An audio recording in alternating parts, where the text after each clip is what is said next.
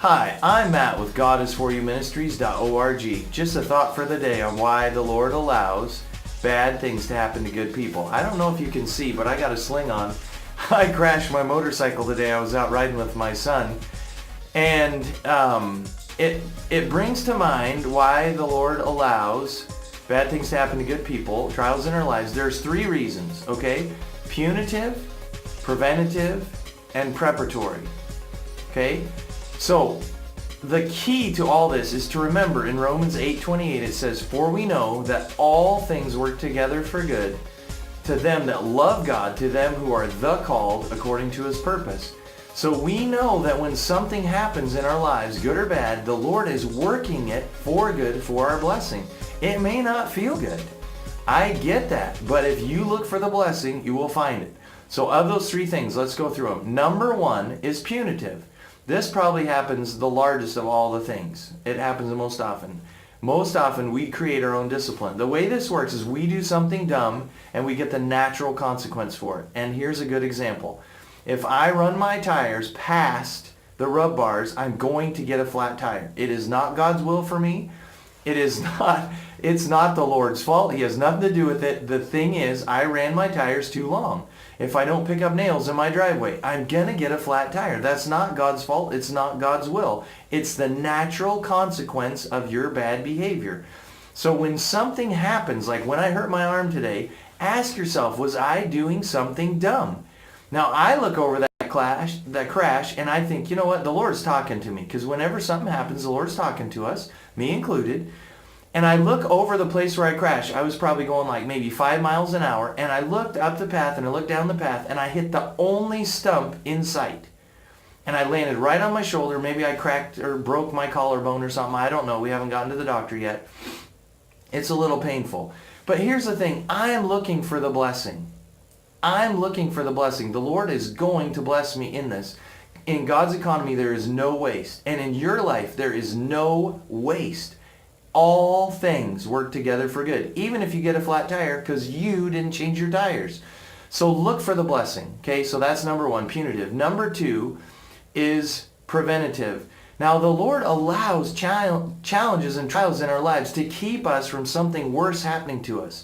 And here's a beautiful case in point. When I was a little kid, we went to a friend's house. My dad and my mom and, all of us three kids, and we were in the car. We were in my dad's mom's car that he borrowed for the trip.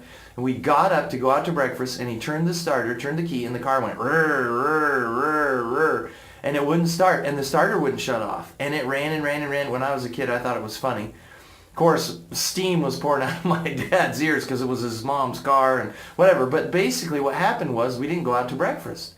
We had breakfast at our friend's house. Well, come to find out, the next morning, front page of the newspaper, there was food poisoning at the restaurant we were headed to. Believe it. The Lord is doing stuff like that. He has angels watching over us all the time. And so maybe this accident is to keep me out of something worse. I don't know. But it's one of those three.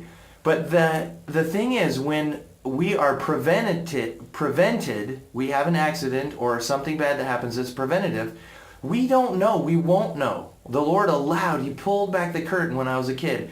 And we could see, wow, look at that. He just protected us from food poisoning.